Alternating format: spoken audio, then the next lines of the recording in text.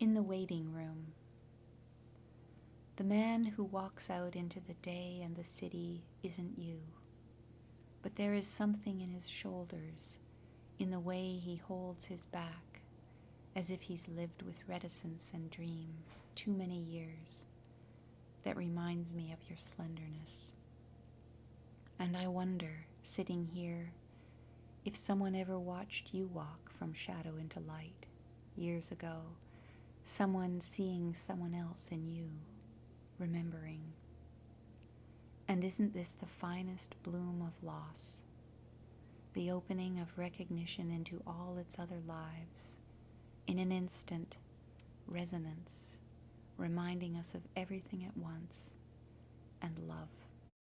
The hired man, a rifle in his hand, disgruntled, dark with nerve, he crossed the packing yard to where my father stood. From high up in the barn, I saw his black head lurch, a flash of gun, my father springing into endless time.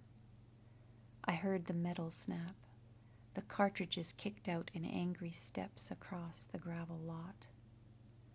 Down below, the work went on, the packers quiet at the belt. But in the loft, the dust rang bullet fire.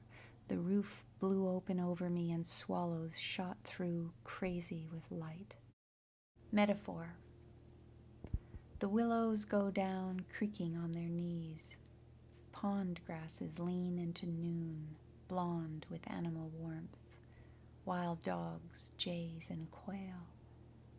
Dark pitches of night air move among the vines and lilies even in the day. The frogs are booming. I tell you, there's a crevice wide enough to matter here, more than words.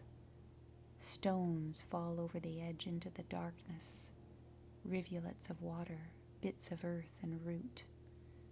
You can estimate the depth by the small, struck sound from the bottom, how an echo rises to the surface, but with greater clarity, greater force. At first, I wanted anonymity, to be lost in concrete halls and elevators, markets and cathedrals, city squares. I wanted music on buses and trains to change me and tell no one. I wanted to be poor. But shadows fell and lifted. A few good measures bloomed. The stone-white tone that held its pitch beyond the traffic noise and barking dogs, the keys rattling in the locks, began to fade. Skaters circled the band shell in the park early in the afternoons. There were choirs sometimes a thin resonance. Gorgeous broken lines of light slashed the outskirts of the city. Muse. She comes out of the winter quietly, a shell of whiteness on her back.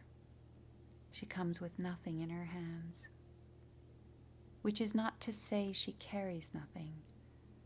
There is a kind of light, undefined, a kind of density that makes me think of water pooling in the fields in spring.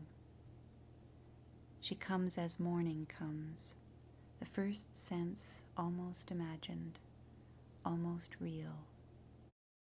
Restraint.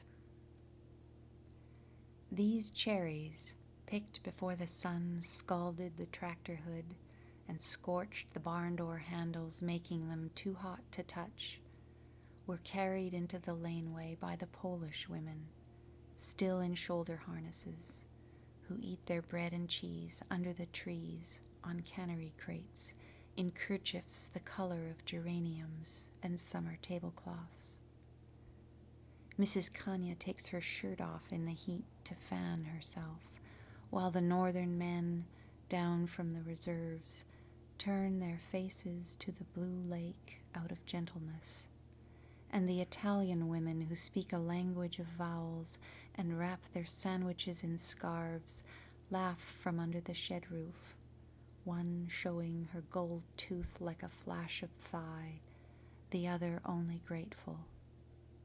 and the men from Jamaica dream in deep shade after their singing, as they knocked the stone-hard peaches from the branches with their thinning sticks, made the light-haired girl listening from the back end of the pickup, eating watermelon pickles, feel like dancing.